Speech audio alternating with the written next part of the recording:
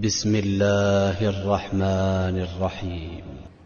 الحمد لله رب العالمين الرحمن الرحيم مالك يوم الدين إياك نعبد وإياك نستعين اهدنا الصراط المستقيم صراط الذين أنعمت عليهم غير المغضوب عليهم ولا الضالين.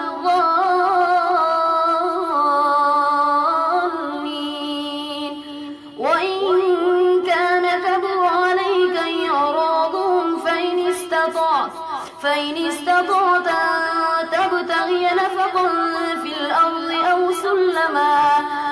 سلما في السماء فتأتيهم بآية ولو شاء الله لجمعهم على الهدى فلا تكونن من الجاهلين.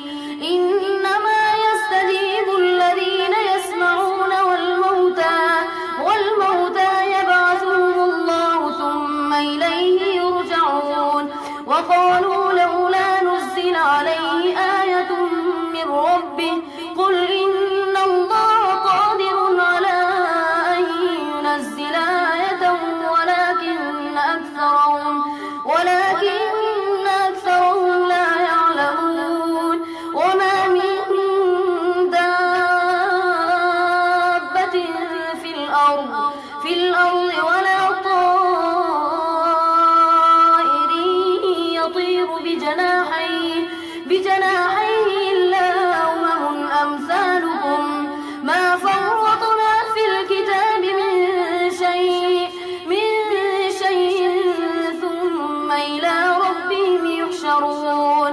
والذين كذبوا بآياتنا صم وبكم في الظلمات من يشاء الله يضلل ومن يشاء يجعله على صراط مستقيم.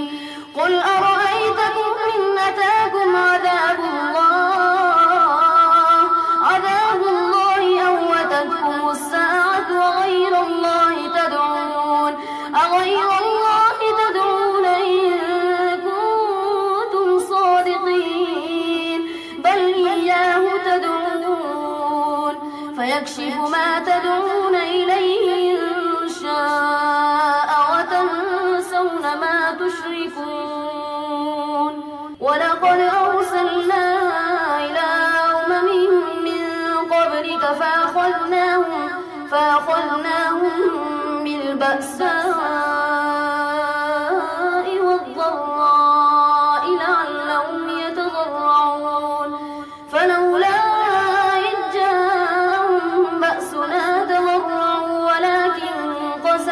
ولكن قست قلوبهم وزين لهم الشيطان ما كانوا يعملون.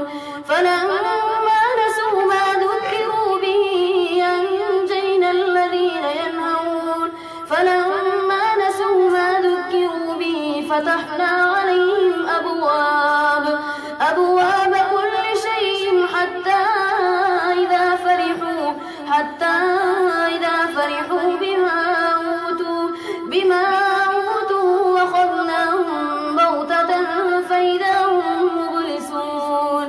فقطع دابر القوم الذين ظلموا والحمد لله رب العالمين.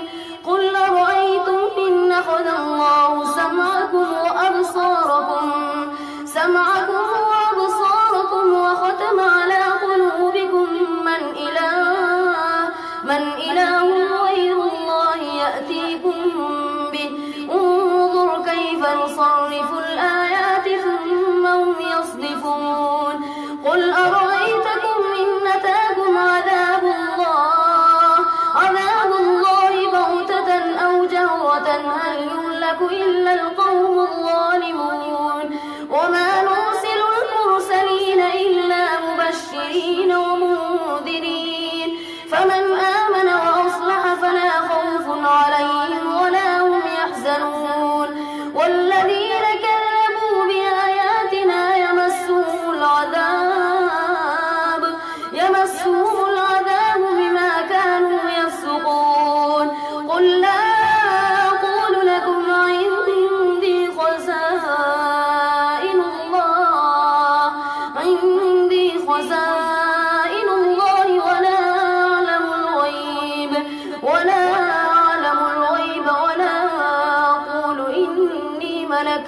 إن أتبع إلا ما يوحى إلي قل هل يستوي الأعمى والبصير أفلا تتفكرون وأنذر به الذين يخافون أن يحشروا إلى ربهم ليس لهم من دونه ولي ولا شفيع لعلهم يتقون ولا تطرد الذين يدعون ربهم بالغداة والعشي يريدون وجهه ما عليك من حسابهم من شيء